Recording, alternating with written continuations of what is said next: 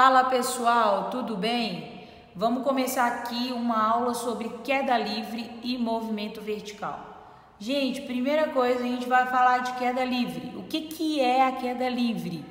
É um tipo de MRUV, ou seja, a queda livre nada mais é do que um tipo de movimento retilíneo uniformemente variado. Só que ao invés de acontecer na horizontal, ele acontece na vertical. Então não tem segredo. O que é a queda livre? A queda livre é um movimento variado que ocorre na vertical, né? O corpo ele vai cair. Essa queda livre significa que o corpo cai sob a ação da gravidade. Então olha que interessante. Na queda livre a gente não precisa calcular qual é a aceleração que o corpo está caindo, porque o corpo vai cair sob a ação da aceleração da gravidade, que a gente aproxima de 10 metros por segundo ao quadrado. Então, no caso da queda livre, a nossa aceleração já tem um valor definido, já é igual à gravidade e a gente aproxima de 10 metros por segundo ao quadrado. Por ser um movimento variado, a minha velocidade ela é diferente de um valor constante. Então, eu vou ter um valor de velocidade inicial para o movimento e vou ter um outro valor de velocidade final para o movimento. A minha velocidade ela pode aumentar, que é o que acontece durante a queda, ou ela pode diminuir por algum motivo, mas na maior parte das vezes a velocidade do corpo aumenta porque ele vai cair, né? Imagina aqui, ó, tem essa tampinha, caiu na mesa. Se ele tiver caído somente por ação da gravidade, ele caiu em queda livre. Então, eu tenho um aumento de velocidade, né? O meu corpo, ele sai com uma velocidade zero, ele é abandonado do repouso e chega na mesa com uma velocidade diferente de zero, tá bom? Então, a queda livre, guarda isso, é um tipo de movimento variado que ocorre na vertical e que tem como aceleração o valor da gravidade. Gente, o que a gravidade faz? Ela puxa, né? Ela atrai os corpos para baixo, para o centro da Terra. Vamos imaginar aqui num plano cartesiano, eu tenho o eixo Y e tenho o eixo X. Os valores que são para baixo, olha, que estão indo nessa direção e sentido, estão indo no sentido negativo do meu plano cartesiano, certo? No eixo Y, abaixo da linha aí é negativo. Qual que é a consequência disso? A gravidade, ela não está puxando os corpos. É uma grandeza vetorial. Ela não puxa os corpos por centro da Terra. Então, ela está puxando os corpos no sentido negativo do movimento. Por isso que a gente adota que a gravidade vale menos 10 metros por segundo ao quadrado. Esse menos que está aqui é para indicar que a gravidade é uma força que está puxando os corpos no sentido negativo da trajetória. Está puxando o corpo para baixo. Então, a gente precisa de fazer essa análise, tá? Ah, mas o meu corpo subiu para depois cair. Não tem problema. Se foi por ação da gravidade, a gravidade é negativa, ok, gente? Indiferente se o corpo está subindo, está descendo, está indo para lá. Gravidade negativa, menos 10 metros por segundo ao quadrado.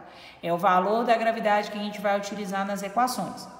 Muito cuidado que, se você for usar esse menos na equação, você precisa de adequar as outras grandezas também para o referencial que você está adotando. Como assim? Vamos pensar aqui nas equações do movimento. Gente, o que eu falei lá no início? A queda livre é um tipo de movimento variado que ocorre na vertical. Então, as equações que eu tenho na queda livre são as mesmas equações que eu tenho no movimento retilíneo uniformemente variado. É a mesma equação. O que a gente vai fazer? Uma adequação de incógnita. Por exemplo, ó, equação de velocidade vai continuar sendo V final igual a V inicial mais... Quem é a aceleração na queda livre? Não é a gravidade? Então, em vez de eu escrever A, eu vou escrever G vezes o tempo. Ah, eu mudei a minha equação. Não, gente, é a mesma equação. A única coisa que a gente faz é trocar a incógnita. Ao invés de escrever aceleração, eu escrevi gravidade. Ah, eu quero deixar a aceleração, mas eu sei que é 10. Tem problema? Não, não tem problema. O que tu precisa lembrar é que se é a queda livre, a aceleração tem o valor da gravidade, ok? Depois, ó, distância. O corpo não está caindo? Quando o meu corpo percorre, ó, vamos imaginar aqui. Eu tenho um prédio, aqui está meu prédio. Aqui está o chão. Muito bom. Se o corpo sair desse ponto e chegar aqui, ele percorreu uma distância. Mas se o corpo sair desse topo do prédio e chegar no chão, ele também percorreu uma distância. Só que a distância na vertical a gente chama de altura. Então, ao invés de eu escrever D de distância, eu vou escrever H, porque é uma distância na vertical, altura. Continua sendo igual a velocidade inicial do corpo vezes o tempo, mais, no lugar da aceleração eu coloco quem? G de gravidade, vezes o tempo ao quadrado sobre 2. Ah, é uma equação diferente? Não, é a mesma equação. O que eu falei sobre a gravidade, gente? A gravidade, ela está valendo menos 10 metros por segundo ao quadrado. Por quê? Porque a gravidade é uma força que puxa os corpos para baixo. Ah, se eu tenho aqui que o meu corpo ele foi abandonado, ó, ele caiu. Então ele percorreu uma altura em que sentido? Para baixo. Então a minha altura também tem que ser negativa. Então, ó, a altura ela é negativa quando o meu corpo está caindo. E ela é positiva quando o meu corpo está subindo. Ah, Andra, mas eu coloquei todo mundo positivo na equação e deu certo. Pode ser que dê, mas pode ser que alguma equação você ache, por exemplo, um tempo negativo. Não existe tempo negativo. Aí quando você vai ver é porque o sinal da altura era negativo, você esqueceu de trocar, ok? Então presta muita atenção nessa análise. O seu corpo foi abandonado de determinada altura. Na hora que você for escrever o valor da altura aqui, você tem que botar ela negativa, tá? E a gravidade, Rayanda, tá com mais aqui na fórmula. É, tá com mais, mas na hora de substituir, você vai colocar menos 10 vezes o tempo, menos 10 vezes o tempo ao quadrado sobre 2, ok?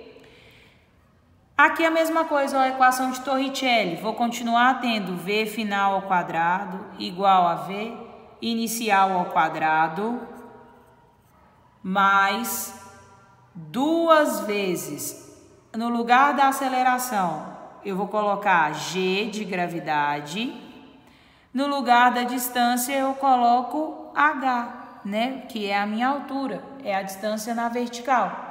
Lembrando que o sinal ele deve ser respeitado. A gravidade vai ser negativa sempre. A minha altura, se o corpo estiver caindo, eu preciso substituir com um valor negativo. Se o meu corpo estiver subindo, eu vou precisar substituir com um valor que é positivo, ok? Então, olha só. Essas são as equações que a gente vai utilizar para a queda livre. São as equações do movimento. Então, se eu tenho um exercício que é de queda livre, eu vou utilizar as equações do movimento variado. Eu vou utilizar as equações, né, do mesmo movimento variado que eu utilizei lá quando era um carro que estava se deslocando na rua. A única diferença é que a gente faz a adequação de incógnita, mas a equação continua a mesma, ok? Uma observação que eu coloquei aqui, gente. Geralmente nos exercícios de queda livre, o exercício fala que o corpo foi abandonado. Um corpo que é abandonado quer dizer que a velocidade inicial dele é 0. Ele partiu do repouso.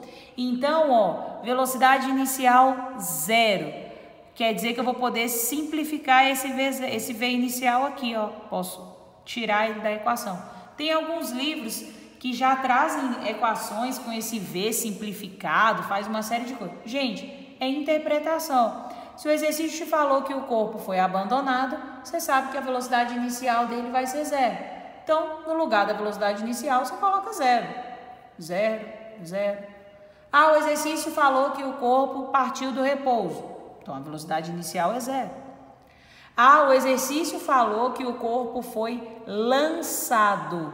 Se o corpo foi lançado, a velocidade inicial não é 0. E é o que acontece no movimento vertical. Olha aqui a minha situação do movimento vertical. Eu tenho um menino e esse menino está brincando de jogar a bolinha para o alto. Então, observa que para a bolinha sair da mão do menino, ela precisa ter uma velocidade inicial que é diferente de 0. Porque senão ela não vai sair da mão. Imagina aqui, ó, tá a tampinha na minha mão. Se eu não fizer uma força, colocar uma velocidade nessa tampinha, ela vai sair da minha mão? Não vai sair.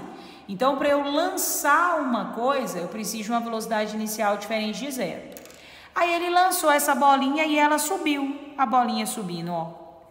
Aí ela subiu até chegar na minha altura máxima. Gente, o que acontece na altura máxima?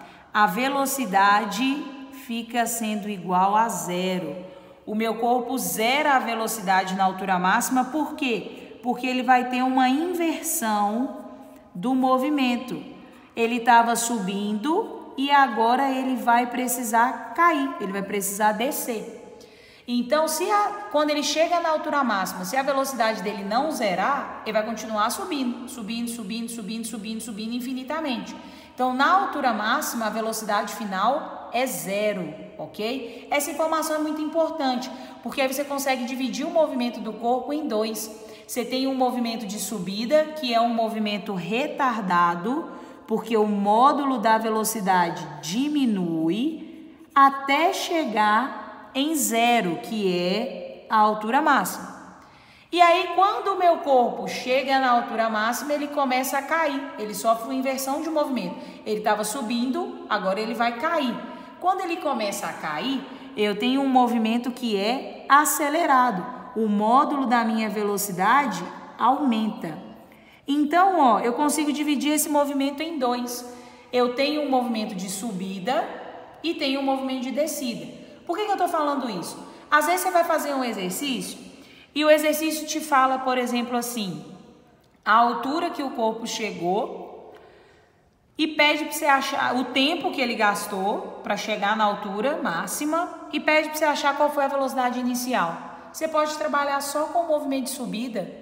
A velocidade inicial é quem que você quer descobrir. Ó, velocidade inicial é quem eu quero descobrir. Eu tenho o valor da altura máxima, tenho o tempo. Muita atenção no tempo, gente.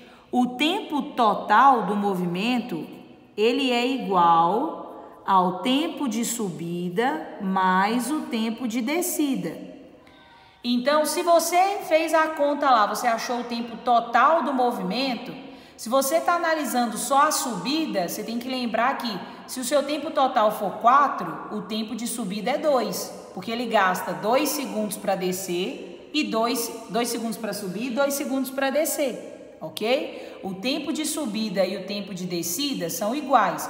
O somatório deles resulta no tempo total do movimento. Ah, Andra, o movimento vertical, ele tem aceleração? Tem, porque eu tenho variação de velocidade. Quem é a aceleração? A aceleração é a gravidade, 10 metros por segundo ao quadrado. Continua valendo menos 10? Continua. Ah, quais as equações que eu tenho para o movimento vertical? As mesmas equações do movimento variado, que são as mesmas equações da queda livre, ok? Então, as mesmas equações que você utiliza na queda livre, você utiliza no movimento variado. O que você não pode confundir é que no movimento vertical, a minha bolinha, o meu corpo, ele tem uma velocidade inicial que é diferente de 0. Na queda livre, o meu corpo sai de uma velocidade inicial que é 0. A queda livre é uma parte do movimento, é só a descida do movimento. O movimento vertical, geralmente, ele é composto pela fase de subida e pela fase de descida. Sendo que, quando o meu corpo está na altura máxima, a velocidade dele é o quê? 0, porque ocorre uma inversão do movimento. É por isso que na queda livre a velocidade inicial é 0, porque a queda livre pega só o movimento de descida, ó. O movimento de descida ele não está saindo da altura máxima, então a velocidade inicial é 0, ok? Por isso que a velocidade inicial na queda livre é 0, porque é a velocidade a partir da altura máxima. Tranquilo? Pessoal, então é isso, ok? Falamos um pouquinho do movimento vertical, que nada mais é do que um movimento composto, um movimento variado, que vai ter a fase de subida e a fase de descida.